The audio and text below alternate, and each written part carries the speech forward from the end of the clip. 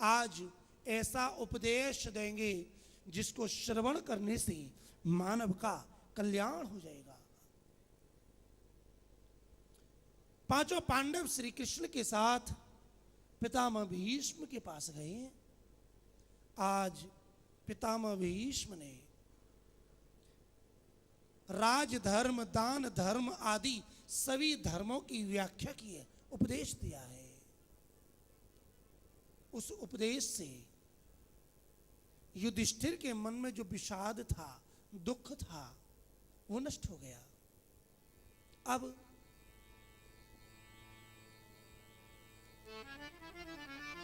पितामह भीष्म पांडवों से कहते हैं, सब हट जाओ,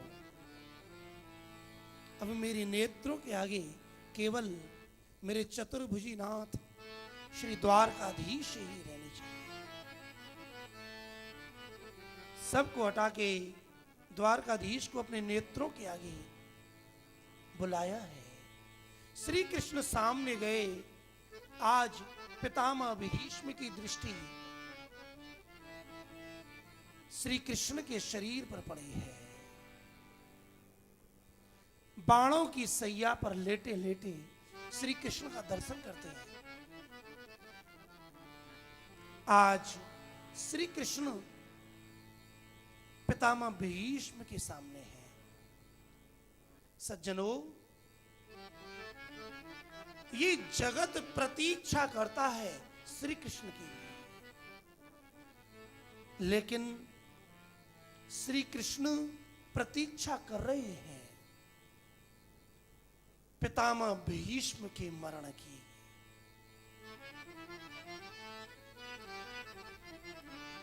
सदैव देवो भगवान प्रतीक्षताम् कलेवरं यावदिदं हिनोम्यहम् प्रसन्न हासारुण लोचनो लसन मुखाम्बुजो ध्यान पथस चतुर्भुजः।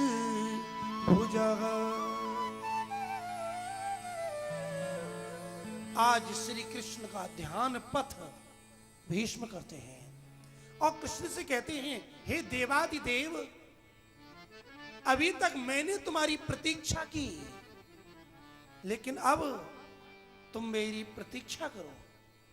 वो पावन उत्तरायण काल आ गया है, मैं अपने प्राणों को त्यागूं, तब तक तुम मेरे सामने रहो। भगवान श्री कृष्ण के चतुर्भुज रूप का भीष्म दर्शन करते हैं और सुंदर 11 श्लोकों में भगवान की स्तुति करते हैं। सज्जनों, श्रीमद् भागवत के प्रथम स्कंद में मुख्य रूप से 4 स्तुति हैं। अर्जुन की स्तुति, जिस समय अश्वत्थामा को पकड़ने के लिए गए और अश्वत्थामा ने ब्रह्मास्त्र चलाया, तो ब्रह्मास्त्र से बचने के लिए अर्जुन ने 4 श्लोकों में स्तुति की है। कुंती की स्तुति 26 श्लोकों में और पितामह भीष्म की स्तुति श्रीमद् भागवत के प्रथम स्कंद के 9वें अध्याय में 11 श्लोकों में, जिनमें से पहला और अंतिम श्लोक प्रपत्ति का है और बीच के 9 श्लोक नवधा भक्ति के हैं। आज पितामह भीष्म श्री कृष्ण की स्तुति करते हुए कहते हैं, हे कृष्ण, संत बड़े रूपक के द्वारा इस कथा को समझाते हैं। भीष्म कहते हैं, कन्हैया, मैं तो शरीर छोड़ रहा हूं, मेरी एक बेटी है। आप कहोगे भीष्म तो बाल ब्रह्मचारी थे, फिर बेटी कहां से आई? भीष्म कहते हैं हां, मेरी एक बेटी है, मैंने उसे बड़े लाड़ प्यार से पाला है, बड़ी शुद्ध है, बड़ी पवित्र है, और आज उस पुत्री को, उस बेटी को मैं तुम्हें देना चाहता हूं। कौन है ये बेटी? भीष्म कहते हैं मेरी मति, मेरी बुद्धि ही मेरी बेटी है, जिसमें किसी भी प्रकार की कोई तृष्णा नहीं है। मेरी इस बुद्धि में से सभी प्रकार की तृष्णा निकल चुकी है। हे कृष्ण, मेरी मति को तुम स्वीकार करो। भीष्म की स्तुति में 4 शब्दों का प्रयोग होता है, इति, मति, रति और गति।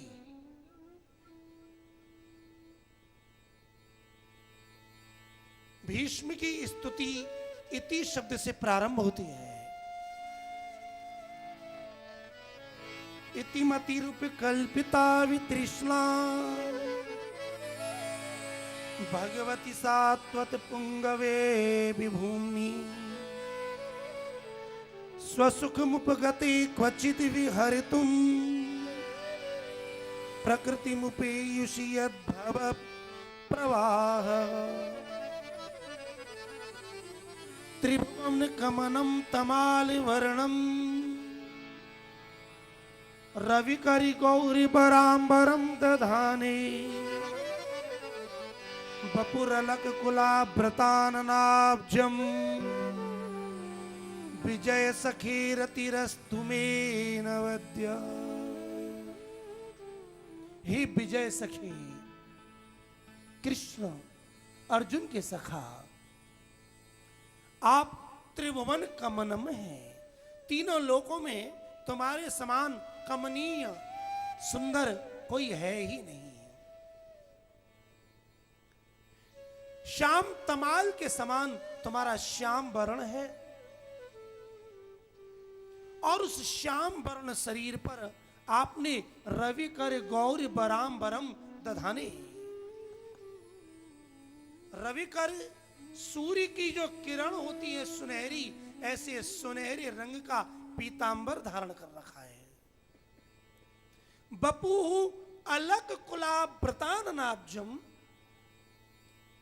आपका जो मुखार विंद है वो अलक, अलक कहते हैं जो बाल काटने के बाद, बांधने के बाद भी घुंघराले घुंघराले छूट जाते हैं, ऐसी अलकों से आपका मुखारविंद शोभायमान हो रहा है। विजय सखे रतिरस्तु, हे विजय अर्जुन के सखा श्री कृष्ण, मेरी रति आप में हो जाए। श्री कृष्ण में रति, मति, गति प्राप्त की स्तुति करने के बाद करते करते श्री कृष्ण की रूप माधुरी का दर्शन करते करते भीष्म के प्राण अंदर ही अंदर शांत हो गए। भीष्म की आत्मा शरीर से बाहर नहीं निकली। रूप माधुरी का दर्शन करते करते ध्यान लग गया, और ध्यान करते करते वो आत्मा उस अंतर्यामी परमात्मा में शरीर के अंदर ही विलीन हो गई। श्री कृष्ण भीष्म को गति देने के बाद द्वारिका जाते हैं। कुछ समय बाद पुनः हस्तिनापुर में अर्जुन के पुत्र अभिमन्यु की बहू उत्तरा के गर्भ से एक बालक का जन्म होता है। ये उत्तरा इतिहास में एकमात्र ऐसी औरत है जिसके गर्भ में भगवान और भक्त दोनों एक साथ हुए हैं। जैसे ही बालक का जन्म हुआ, चारों ओर ढूंढ ढूंढ के देखने लगा कि जिसका दर्शन मैं गर्भ में अंदर कर रहा था कहां गया। श्री कृष्ण आए, ऋषि मुनि महात्मा पधारे, नामकरण किया गया। इस बालक के दो नाम रखे गए, एक परीक्षित। क्यों? क्योंकि जब इसका जन्म हुआ तो जन्म लेते ही ये चारों ओर सबकी परीक्षा कर रहा है। जिसने मेरी गर्भ में रक्षा करी, क्या ये वो है? नहीं। क्या ये वो है? नहीं। ये वो है? नहीं। जिसकी आंख श्री कृष्ण को देख रही है, वही तो परीक्षित है। और दूसरा नाम विष्णुरात। जिस श्री कृष्ण के द्वारा जिसकी रक्षा की गई, ऐसा जीव, इसका नाम विष्णुरात है। इसके गुणों का बहुत वर्णन किया गया। ये कैसा होगा, इसका जीवन कैसा होगा, बताया गया। श्री कृष्ण स्वयं पधारे, श्री कृष्ण का इसने दर्शन किया। श्री कृष्ण लौट के जाते हैं। पांडवों में से अर्जुन और सात्यकी श्री कृष्ण के साथ द्वारका गए। द्वारका में जाकर श्री कृष्ण ने अपनी लीला को पूरा किया है। श्री कृष्ण स्वधाम गमन करते हैं। वज्रनाभ रानी और पटरानियों को लेकर अर्जुन जी हस्तिनापुर के लिए लौटते हैं। हस्तिनापुर में धर्मराज युधिष्ठिर के मन में अनेक प्रकार की अपशगुन पैदा होते हैं। चिंता करते हैं। तभी सामने से अर्जुन आए। अर्जुन का सारा तेज निकल गया। अर्जुन को देखकर युधिष्ठिर पूछते हैं, अर्जुन क्या बात है? तुम तो ऐसे अपना सर झुका के खड़े हो, मानो तुम्हें किसी ने ठग लिया हो। अर्जुन कहता है, धर्मराज, मुझे ठगा है उस छलिया ने, उस कृष्ण ने, जिसके बल पर मैंने महाभारत का युद्ध जीता, जिसके बल पर मैंने बड़े बड़े अस्त्र शस्त्र पाए।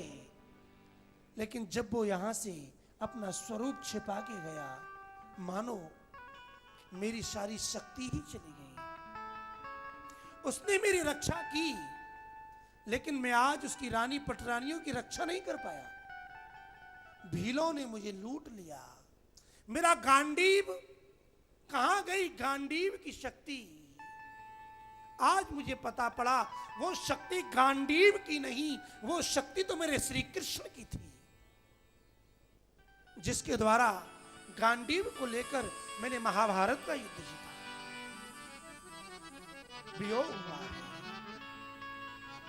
इससे पूर्व विदुर जी के उपदेश पर धृतराष्ट्र और गांधारी की मुक्ति का वर्णन हुआ है।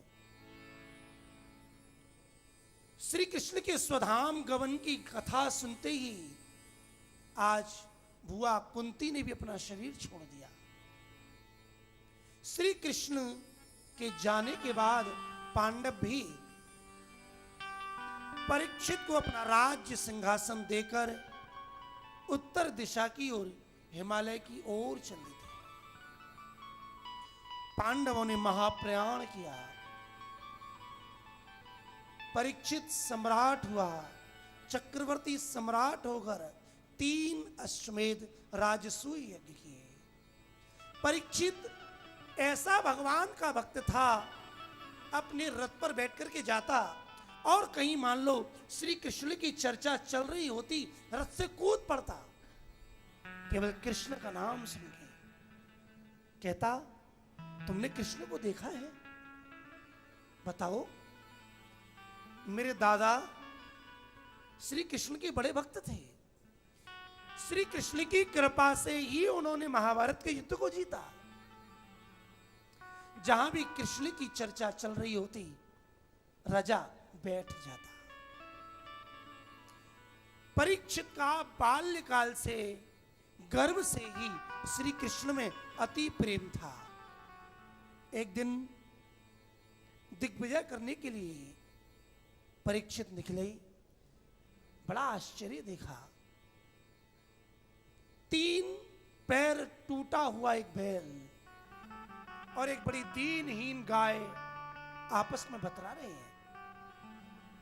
उन्हें देखकर राजा परीक्षित उनके पास गया, उनसे पूछा, आप कौन हैं? आपको ये दुख किसने दिया?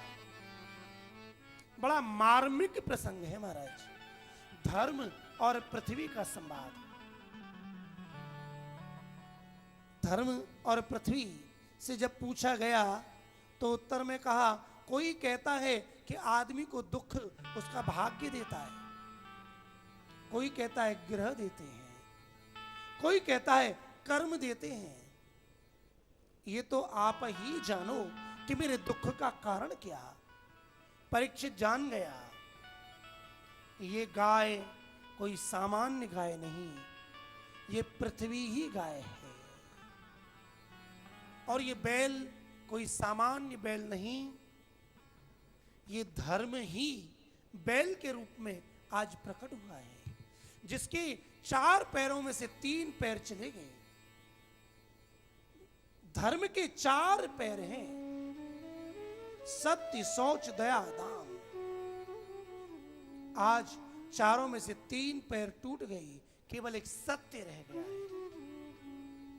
परीक्षित ने देखा एक शूद्र धर्म और पृथ्वी को कष्ट दे रहा है। तुरंत मारने के लिए उद्यत हुआ। जैसे ही मारने के लिए परीक्षित आगे बढ़ा, वह शूद्र उनके चरणों में गिर गया। कहा, महाराज मेरे अपराध को क्षमा करें, लेकिन क्या करूं, अब मेरा समय है, मैं कली युग हूं, समय के अनुसार अब ये युग मेरा प्रारंभ होता है।